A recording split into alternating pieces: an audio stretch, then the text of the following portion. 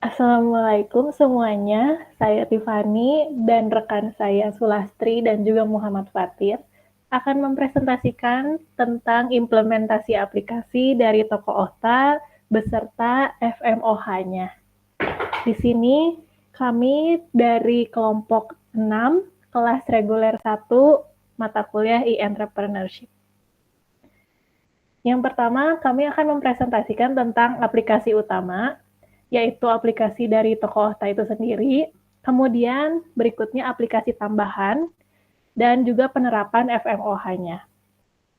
Berikut ini adalah aplikasi utama Toko Okta. Untuk tampilan awal sebelum login, itu akan muncul loading screen seperti yang tertera. Kemudian beberapa detik kemudian, itu akan muncul promo yang sedang berlaku pada saat ini. Kemudian teman-teman juga bisa nanti di close ya, poster promo ini bisa kita close karena ada tanda X-nya di sini. Kemudian di sini akan muncul tampilan screen beranda atau home-nya ya. Nah, ini ada kategori, ada produk UMKM, kosmetik, minuman, makanan, dan lain sebagainya. Kemudian apabila kita scroll lagi ke bawah, itu akan muncul produk yang dimana akan kita diskon gitu ya maksudnya. Jadi misalnya di sini ada coklatos nih, nah ini tuh yang sedang didiskon pada saat ini. Nanti pada saat-saat tertentu akan ada diskon lain untuk produk tertentu lainnya. Untuk selengkapnya juga bisa diklik di sini dan akan muncul beberapa produk yang sedang didiskon. Kemudian ada juga di bawah sini kalau teman-teman perhatikan, di sini tuh ada banner-banner special discount dan juga banner-banner event yang sedang berlangsung. Oke. Selanjutnya, di sini itu akan ada tampilan login screen.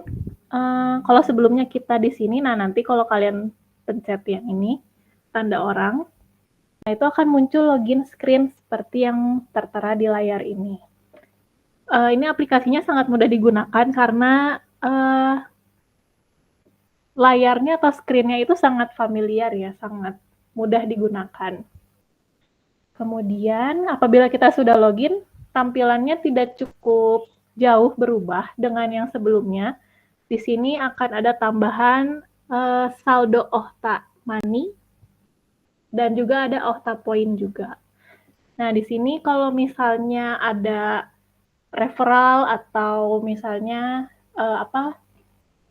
kode-kode voucher itu muncul di paling atas di sini. Nah, uniknya lagi, apabila kita sudah login, di sini akan muncul tombol kartu member, yang dimana nanti kita akan lihat tampilan member itu seperti apa. Nah, ini tampilan beranda seperti ini, kemudian kalau di tampilan favorit, produk favorit seperti ini kebetulan memang belum ada ya di produk favorit dan juga daftar pesanannya. Kemudian, nah ini dia tampilan dari kartu member.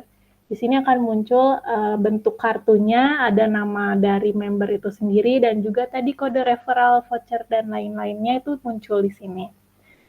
Di sini akan ada nama cabang terdekat, cabang Toko Okta terdekat, lalu ada tipe membernya, tanggal daftarnya, nah status membernya ini juga ada, misalnya dia aktif atau tidak aktif itu muncul.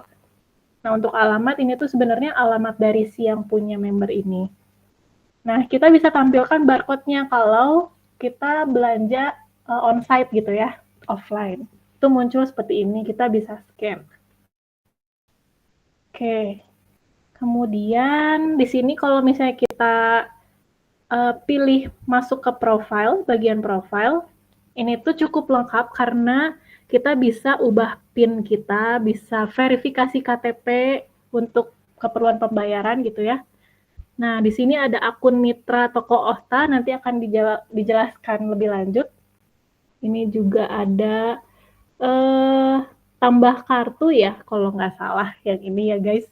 Nah, ini ada kelola alamat dan lain sebagainya. Terus kalau misalnya teman-teman bingung nih cara pakai aplikasi ini seperti apa, di bagian sini ada namanya cara belanja. Nah, di sini teman-teman bisa dapat panduan untuk bisa berbelanja online di aplikasi Toko Okta ini.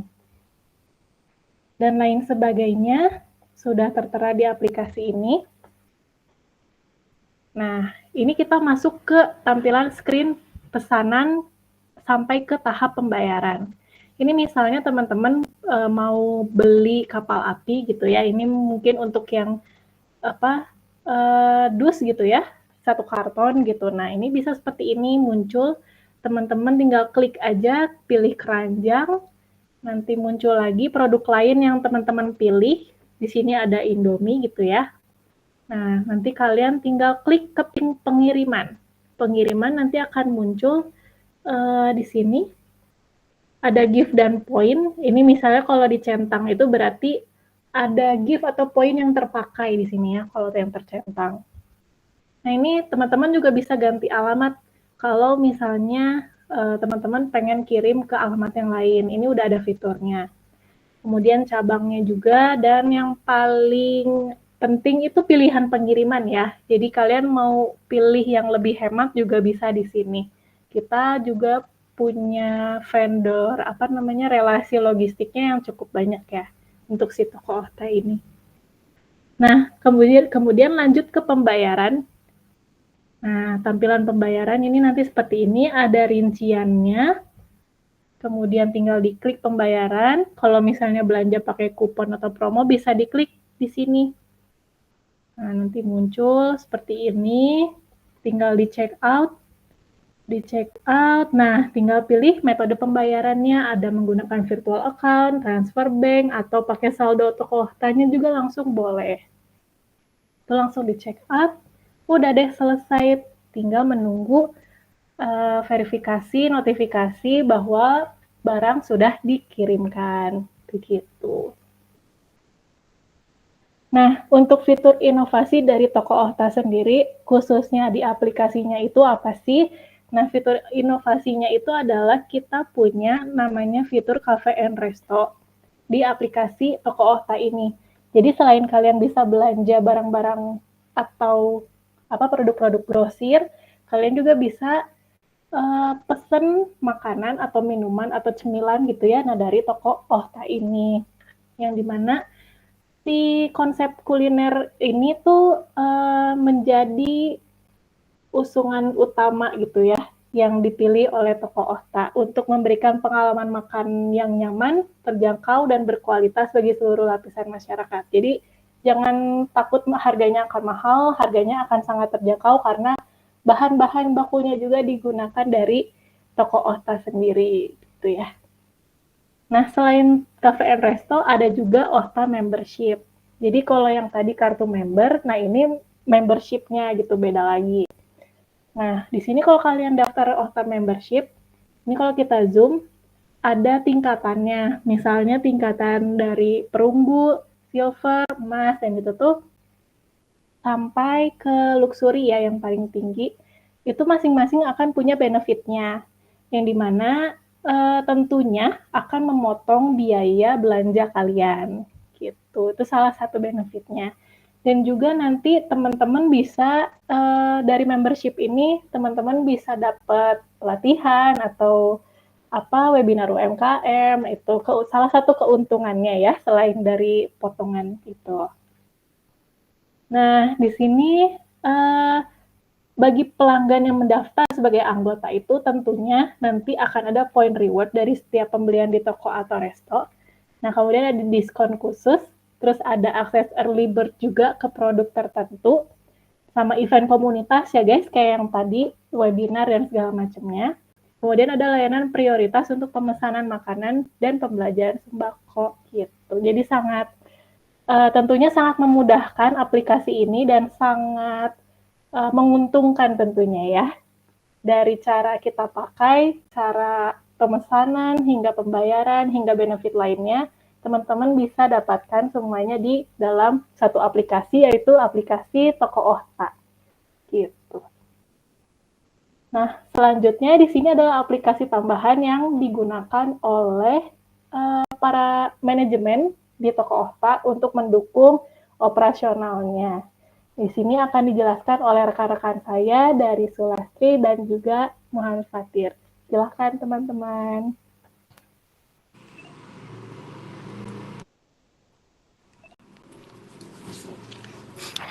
Oke, selanjutnya aplikasi tambahan yang digunakan oleh toko Okta di keuangan yaitu Jurnal by Makari. Jurnal by Makari ini merupakan aplikasi akuntansi berbasis cloud yang mencatat transaksi harian, menyusun laporan keuangan, otomatis dan memudahkan pelaporan pajak. Fitur-fiturnya yaitu laporan laba rugi, kas, utang piutang, stok barang, dan pajak otomatis.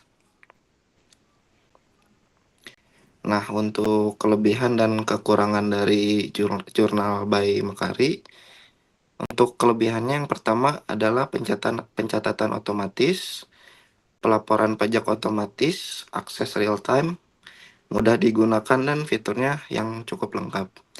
Untuk kekurangannya, keterbatasan pada paket gratis. Jadi fitur lanjutan memerlukan langganan berbayar yang mungkin menjadi beban tambahan bagi bisnis kecil. Untuk kekurangan yang kedua, ketergantungan pada internet. Jadi harus memiliki koneksi internet yang stabil untuk akses yang maksimal. Kekurangan yang ketiga, integrasi dengan sistem lain terbatas. Jadi meskipun memiliki integrasi dasar, beberapa sistem atau aplikasi tambahan mungkin memerlukan pengaturan lebih lanjut. Oke, di akuntansi toko Okta menggunakan Accurate Online. Nah, ini merupakan aplikasi akuntansi berbasis cloud atau online yang dirancang untuk membantu pelaku usaha dalam mencatat transaksi, mengelola aset, membuat laporan keuangan, dan menghitung pajak secara otomatis. Fitur-fiturnya juga lengkap, stok multi-user, dan e-faktur pajak. Nah, untuk kelebihan dan kekurangannya, yang pertama, untuk kelebihannya, pencatatan transaksi secara otomatis. Yang kedua, manajemen stok, multi-user, perhitungan pajak otomatis, dan akses berbasis cloud. Untuk kekurangannya, adanya biaya berlangganan. Yang kedua, ketergantungan pada internet dan kurva pembelajaran.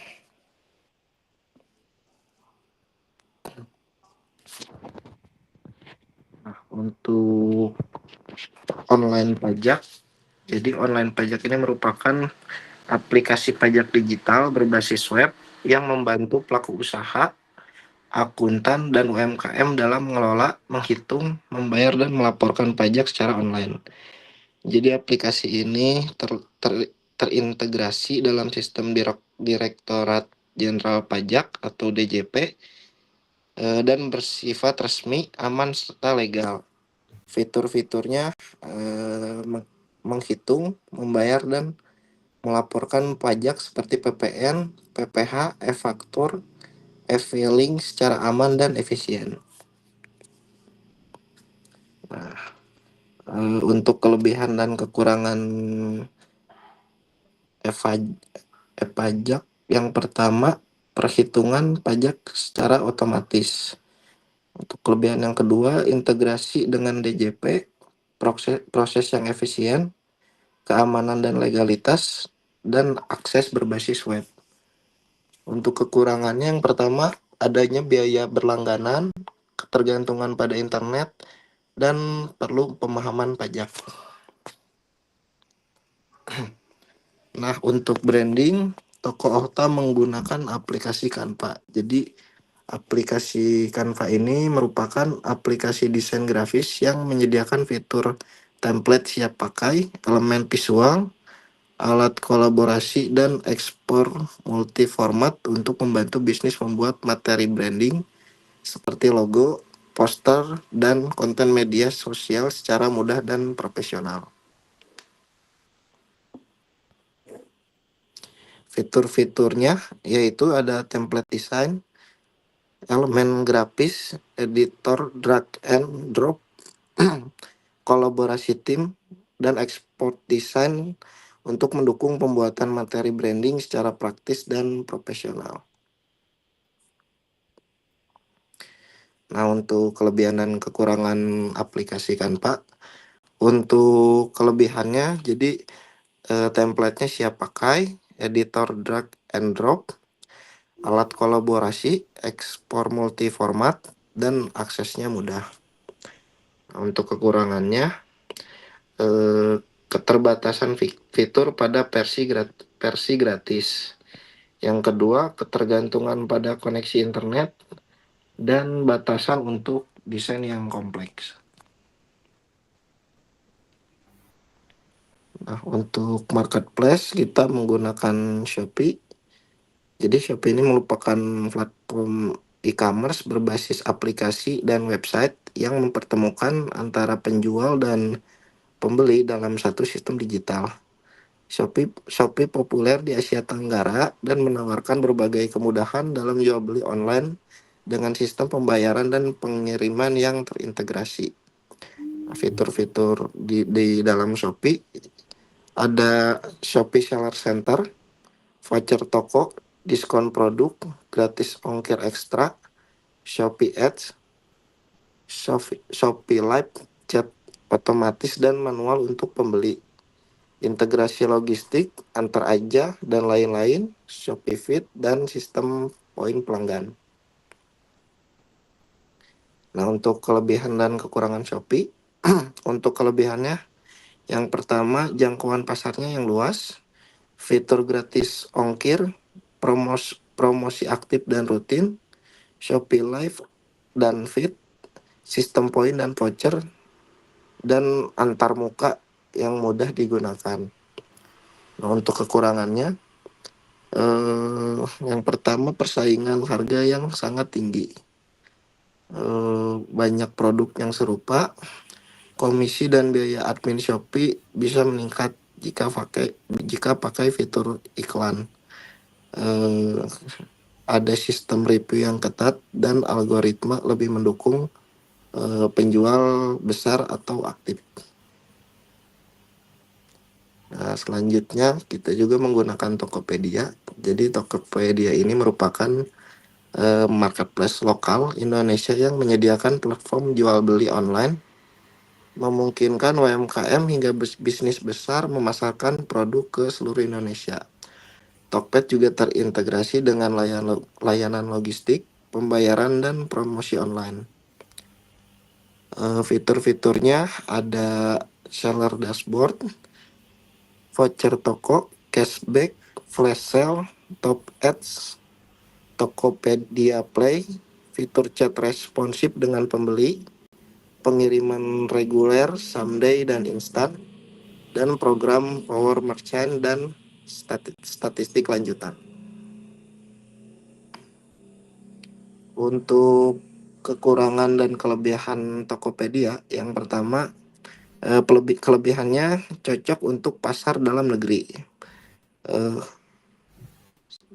Yang kedua, fitur cashback dan top ads, Tokopedia Play, sistem power merchant, dan UI bersih dan profesional. Nah, untuk kekurangannya, trafik dan pengguna aktif sedikit lebih rendah. Yang kedua, program promosi tidak seagresif Shopee. Yang ketiga, persaingan harga tetap ketat di kategori sembako atau grosir. Yang keempat, fitur live shopping belum sepopuler Shopee Live. Dan yang terakhir, biaya layanan dan iklan bisa meningkat seiring skala usaha.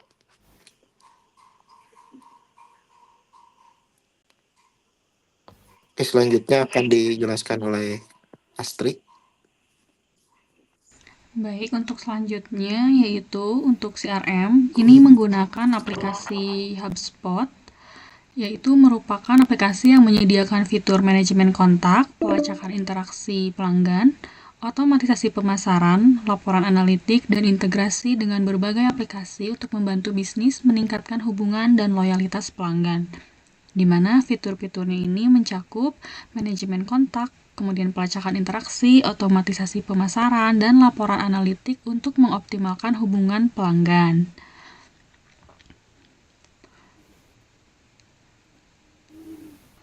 Selanjutnya untuk kelebihan, yang pertama manajemen kontak yang efisien untuk mengelola informasi pelanggan, kemudian otomatisasi pemasaran, serta pelacakan interaksi untuk memantau setiap interaksi dengan pelanggan, kemudian laporan analitik, ada juga integrasi dengan aplikasi lain sehingga dapat terhubung dengan berbagai aplikasi untuk memaksimalkan efisiensi operasional. Sedangkan untuk kekurangannya yaitu terbatas pada fitur paket yang gratis, di mana beberapa fitur lanjutan hanya tersedia untuk paket berbayar. Kemudian memerlukan kebutuhan pelatihan pengguna baru, lalu ada ketergantungan pada koneksi internet untuk mengakses data dan laporan secara real time.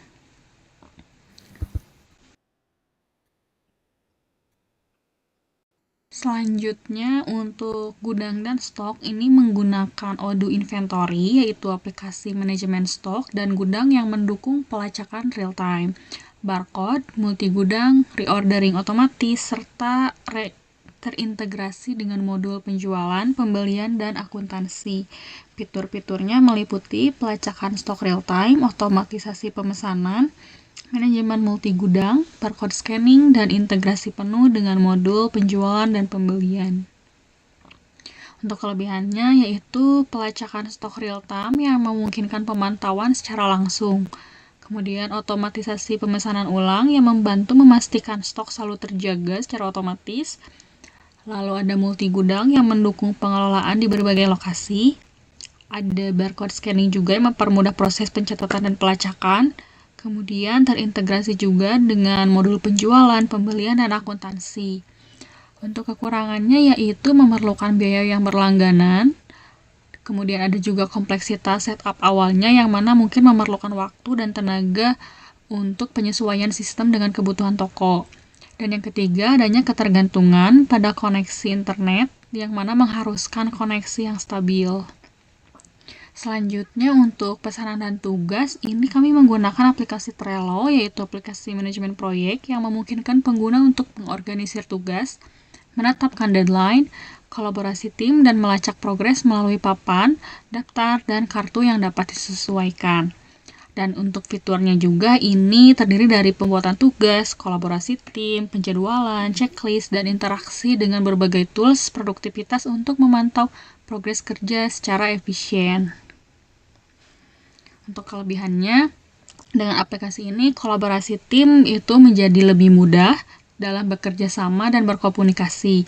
Kemudian untuk pengorganisasiannya juga fleksibel, kemudian penyusunan tugasnya juga efisien, dan terintegrasi dengan berbagai tools produktivitas sehingga mendukung integrasi dengan berbagai aplikasi lain. Kemudian aksesnya juga dapat diakses dalam mobile dan juga web. Sedangkan kekurangannya itu adanya keterbatasan fitur pada paket yang gratis. Kemudian kurang cocok juga untuk proyek yang besar, serta tergantung pada internet di mana aplikasi ini memerlukan koneksi untuk akses dan pembaruannya secara real time.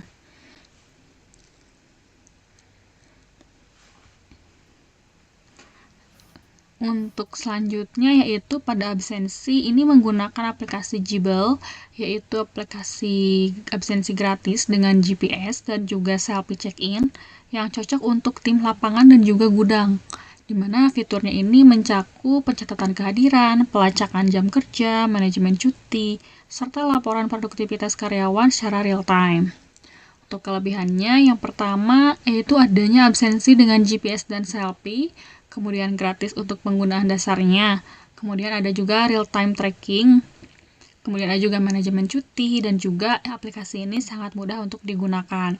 Sedangkan kekurangannya yaitu fiturnya terbatas pada versi yang gratis. Kemudian ada juga ketergantungannya pada koneksi internet, serta kurang cocok juga untuk digunakan sebagai pengolahan absensi dengan jumlah karyawan yang sangat besar. Karena ini kurang efisien juga dengan ribuan karyawan. Selanjutnya untuk payroll ini menggunakan aplikasi gajian, yaitu aplikasi HRIS berbasis cloud yang menyediakan fitur pengelolaan data karyawan, absensi, jadwal kerja, penggajian otomatis, perhitungan PPh 21 dan BPJS, serta layanan mandiri karyawan untuk meningkatkan efisiensi manajemen SDM, di mana fiturnya itu untuk hitung gaji, THR, BPJS, dan potongan pajak karyawan. Untuk kelebihannya yaitu penggajiannya ini sudah otomatis, kemudian juga cukup efisien dalam manajemen SDM karena ini menyederhanakan pengolahan data karyawan. Kemudian ada juga perhitungan PPh 21 dan BPJS yang sudah otomatis. Ada juga layanan mandiri karyawan, di mana karyawan ini dapat mengakses secara mandiri. Kemudian juga ini dapat diakses di mana saja karena menggunakan cloud. Untuk kekurangannya ini memerlukan biaya langganan untuk mengakses fitur yang lengkap. Kemudian ada juga ketergantungan pada internet karena aplikasi ini berbasis cloud. Kemudian juga untuk pengguna baru mungkin memerlukan waktu untuk familiar dengan antarmuka dan fungsionalitas aplikasi ini sehingga diperlukannya pelatihan. Dan untuk rekrutmen ini menggunakan aplikasi Jobstreet by Seek, yaitu aplikasi rekrutmen yang memungkinkan perusahaan untuk memposting lowongan, menyaring kandidat, dan mengelola proses rekrutmen secara efisien, di mana fiturnya ini terdiri dari pemasangan lowongan kerja, penyaringan kandidat otomatis, manajemen laparan, serta akses ke database talent untuk membantu perusahaan menemukan kandidat yang tepat secara efisien. Untuk kelebihannya, ini pemasangan lowongannya cukup mudah, kemudian penyaringan kandidatnya juga sudah otomatis sehingga mempercepat proses seleksi. Kemudian akses ke database talentnya juga bisa dihubungi langsung oleh perusahaan. Kemudian manajemen lamarannya juga efisien sehingga mempermudah pengelolaan. Kemudian aksesnya ini cukup mudah karena dapat diakses dari mobile dan juga web. Sedangkan untuk kekurangannya ini beberapa fitur ini harus memerlukan biaya langganan premium. Kemudian targeting pada kualitas data yang ada itu tergantung pada kualitas data yang ada, maksud saya itu dimana penyaringannya bergantung pada kualitas data yang terdapat pada platform. Kemudian proses seleksinya bisa memakan waktu. Selanjutnya yaitu penerapan FMOH akan dilanjutkan oleh rekan saya Tiffany. Baik, untuk FMOH sendiri itu kepanjangan dari Finance, Marketing, Operation, dan juga HR. Nah, yang pertama yang akan dibahas adalah marketing dari segi STP atau segmenting, targeting, dan positioning-nya. Nah, untuk segmentingnya sendiri, di sini kita bagi berdasarkan demografis, geografis, sama psikografis, dan perilaku. Untuk demografisnya tentu saja ibu rumah tangga, pemilik warung, pelaku UMKM, dan keluarga di wilayah perkotaan atau di pedesaan ya maksudnya. Nah, kemudian geografisnya itu wilayah jangkauan distribusi toko OHTA. Jadi misalnya ada di Jabodetabek, itu misalnya untuk fokus awalnya gitu ya, kita mulai di Jabodetabek dulu. Untuk psikografisnya, itu konsumen yang mencari kepraktisan, harga yang bersaing, dan juga kecepatan layanan. Kemudian perilaku konsumennya itu adalah konsumen yang rutin membeli sembako dan barang kebutuhan harian dalam jumlah besar atau reguler. Nah, untuk target pasarnya sendiri itu yang utamanya adalah pelanggan tetap toko OHTA yang beralih dari yang misalnya dari yang dulunya onsite menjadi ke layanan digital. Kemudian masyarakat yang biasa berbelanja di pasar tradisional tapi menginginkan opsi belanja online yang lebih praktis. Kemudian pelaku UMKM yang membutuhkan pasokan rutin barang kebutuhan pokok. Lalu di sini positioningnya toko OHTA memilih tagline solusi belanja grosir kebutuhan pokok yang cepat, mudah, dan terpercaya di genggaman Anda. Jadi cocok banget ya sama aplikasi ini, dalam satu genggam itu kita bisa dapat semua benefitnya dari toko OHTA. Berikutnya dari segi bauran pemasaran atau marketing mix-nya. Yang pertama itu ada produk. Produk itu fitur utamanya di sini ada katalog produk, pemesanan, pembayaran digital, riwayat transaksi, dan keanggotaan member. Kemudian value tambahannya, promosi khusus member, dan juga layanan antar. Lalu price di sini tentunya kita akan memasang strategi harga yang kompetitif, yang dimana dia akan lebih murah dibandingkan pasar retail. Kemudian diskon atau cashback untuk pembelian dalam jumlah besar, lalu program loyalitas atau poin untuk pelanggan tetap. Berikutnya untuk marketplace. Karena di sini kita online, tentu aksesnya itu akan melalui aplikasi Android atau iOS. Nah, dukungan layanan antar ke area jangkauan, kemudian ada juga integrasi dengan gudang pusat toko kota untuk mempermudah fulfillment. Untuk promotionnya sendiri, promosi peluncuran aplikasinya itu kita akan pakai diskon khusus untuk pengguna baru. Kemudian ada referral program juga, yang dimana nanti ajak temen dan dapatkan voucher belanja, kayak gitu. Kemudian ada brosur digital, banner online, dan promosi di toko fisik OTA tentunya. Kemudian marketing dari segi strategi digital marketingnya. Di sini ada 6 strategi. Yang pertama itu kita menggunakan SEO atau Search Engine Optimization, yang dimana kita akan mengoptimalkan deskripsi aplikasi di Play Store atau di App Store dengan kata kunci seperti grosir sembako, belanja murah, dan juga grosir online. Kemudian kita akan pakai juga media sosial, kita pakai Instagram, Facebook, dan TikTok untuk mempromosikan produknya, kemudian testimoni pelanggan, lalu ada video tutorial juga cara penggunaan aplikasinya. Nah, untuk strategi kontennya, itu kayak tips hemat belanja, behind the scene layanan, terus ada cerita-cerita pelanggan juga. Kayak POV gitulah ya. Nah, yang ketiga itu ada influencer marketing, yang dimana kita akan melibatkan micro-influencer lokal, yaitu ibu rumah tangga atau UMKM, untuk memberi review dari aplikasi toko OTA ini. Nah, yang keempat, email dan WhatsApp marketing. Kita akan mengirim notifikasi promo, reminder belanja bulanan, dan katalog mingguan itu melalui email atau WhatsApp. Lalu yang kelima ada digital ads, di mana kita akan pakai iklan berbayar. Yang pertama kita akan pakai Facebook Ads sama Google Ads untuk menargetkan pengguna lokal yang mencari kebutuhan sembako online. Kemudian remarketing untuk pengunjung yang belum melakukan instalasi atau pembelian. Yang terakhir yaitu website landing page, yang dimana kita akan buat landing page yang menjelaskan tentang manfaat aplikasi, cara penggunaan, dan testimoni dari pengguna. Untuk berikutnya akan dijelaskan oleh rekan saya. Oke, selanjutnya strategi operasional dari toko OTA. Yang pertama ada manajemen stok dan gudang. Jadi toko OTA mengintegrasikan sistem aplikasi dengan investor gudang secara real time. Selanjutnya, tetapkan sistem reorder point untuk mencegah kehabisan stok dan buat gudang terpusat atau mini hub di area strategis untuk mempercepat pengiriman.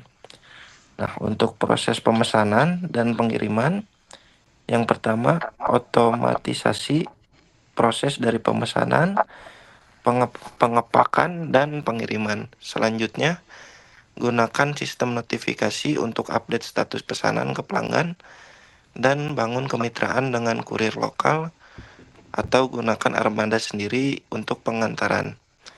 Nah, untuk pelayanan pelanggan, siapkan CS atau customer service untuk mengawasi pertanyaan dan keluhan dari aplikasi, dan gunakan live chat atau WhatsApp untuk respon cepat. Nah, untuk pengendalian kualitas, yang pertama, cek kualitas produk sebelum dikirim. Selanjutnya, buat SOP standar untuk pengepakan dan pengiriman agar konsisten.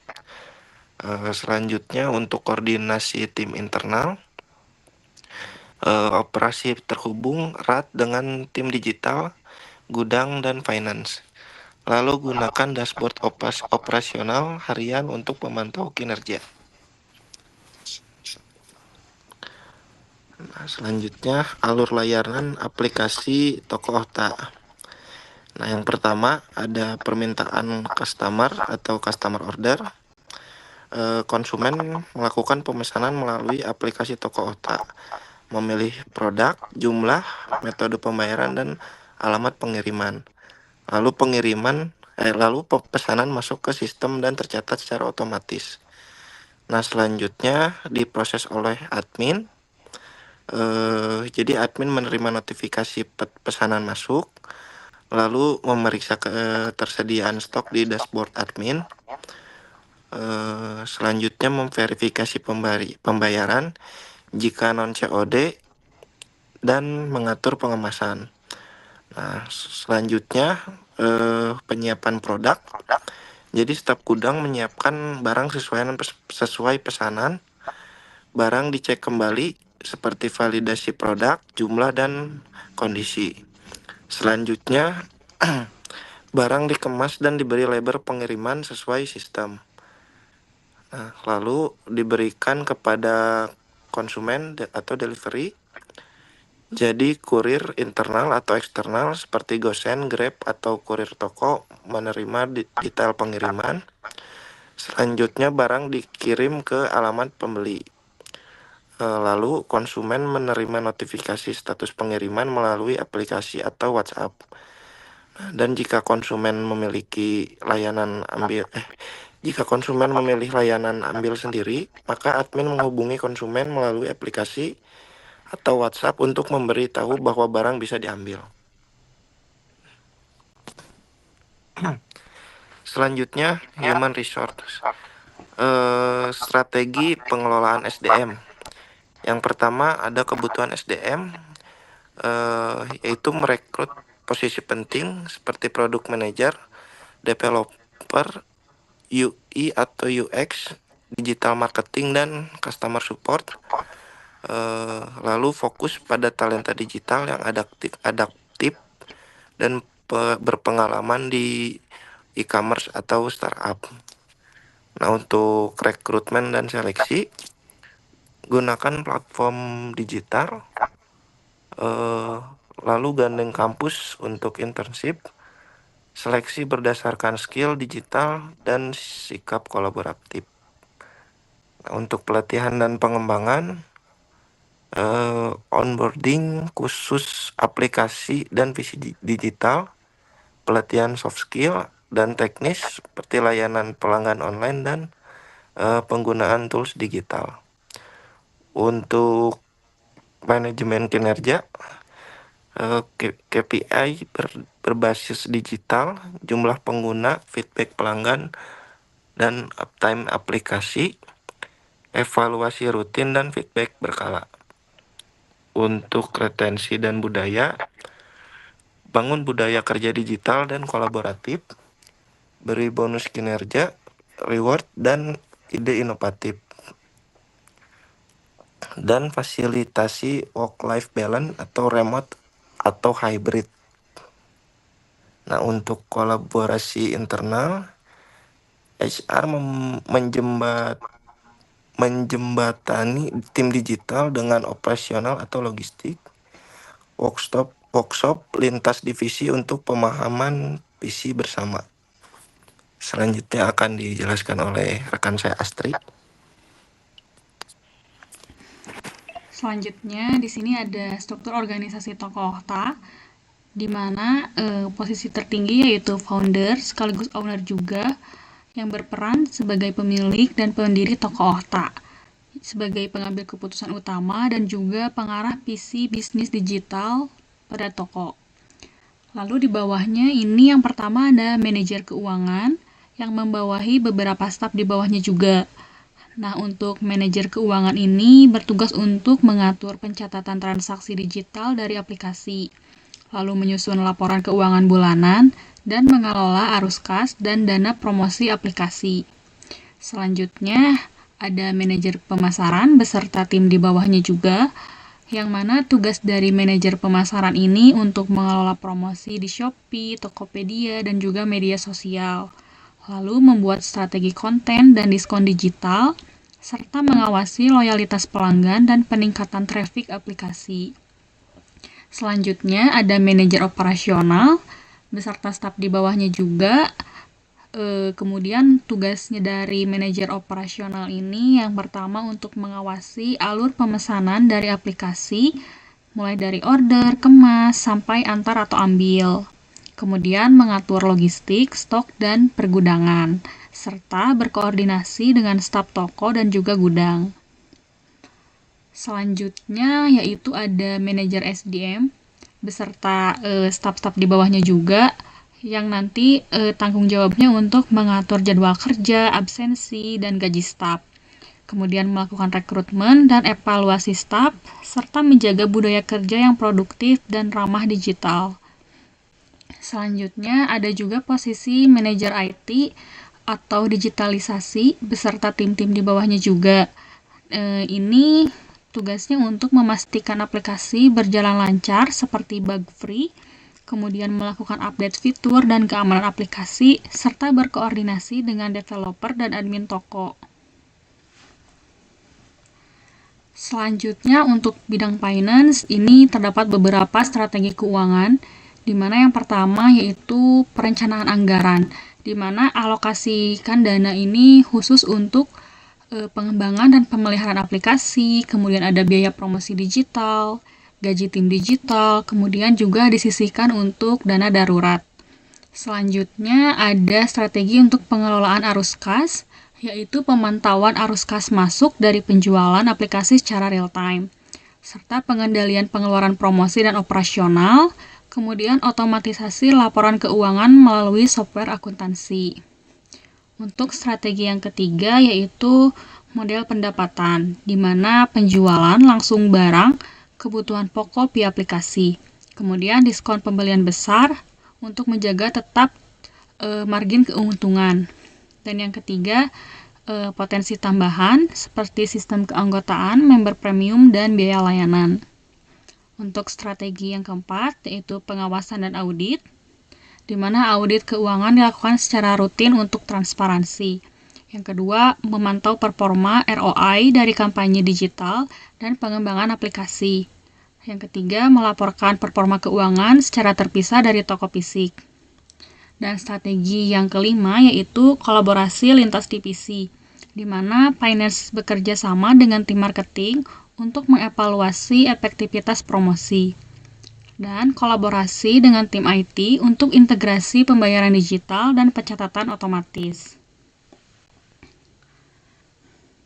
Selanjutnya, di sini ada estimasi dari modal usaha untuk membuat dan menjalankan aplikasi ini. Yang pertama, untuk pengembangan dan pemeliharaan aplikasi, di sini ada beberapa rincian yang menjadi estimasi. Yang pertama, untuk UI UX, front end, back end, itu estimasinya senilai 25 juta rupiah. Dan untuk pengujian dan debugging, estimasinya 1 juta rupiah. Kemudian dashboard admin dan sistem stok, estimasi 3 juta rupiah, serta maintenance bulanan, yaitu estimasinya 1 juta bulanan, 1 juta rupiahan. Kemudian, jadi untuk subtotal pengembangan dan pemeliharaan aplikasi ini kurang lebih sebesar 30 jutaan. Selanjutnya untuk biaya promosi digital, di mana iklan digital nanti itu per bulan estimasinya 1 juta. Dan untuk endorse ini pada influencer lokal, estimasinya 1.500.000 sehingga subtotal awalnya ini sekitar 2.500.000 rupiah. Nah, untuk selanjutnya yaitu gaji tim digital yang terdiri dari admin digital, ini gaji per bulannya estimasi sebesar 2 juta rupiah. Dan untuk support teknis, ini freelance per bulan estimasinya 500.000 rupiah. Untuk gaji tim digital ini total estimasinya 2.500.000 rupiah. Dan selanjutnya yaitu penyediaan dana darurat untuk teknis, yaitu cadangan kendala saat nanti ada kendala teknis dan juga update fitur. Ini estimasinya di 3 juta rupiah. Jadi jika ditotalkan semuanya, untuk estimasi modal usaha dan menjalankan aplikasi ini kurang lebih sebesar 38 juta rupiah. Baik, sekian dari kelompok kami untuk aplikasi utama, aplikasi tambahan, dan juga FMOH yang nantinya akan diterapkan oleh Toko Ohta. Terima kasih banyak atas perhatiannya.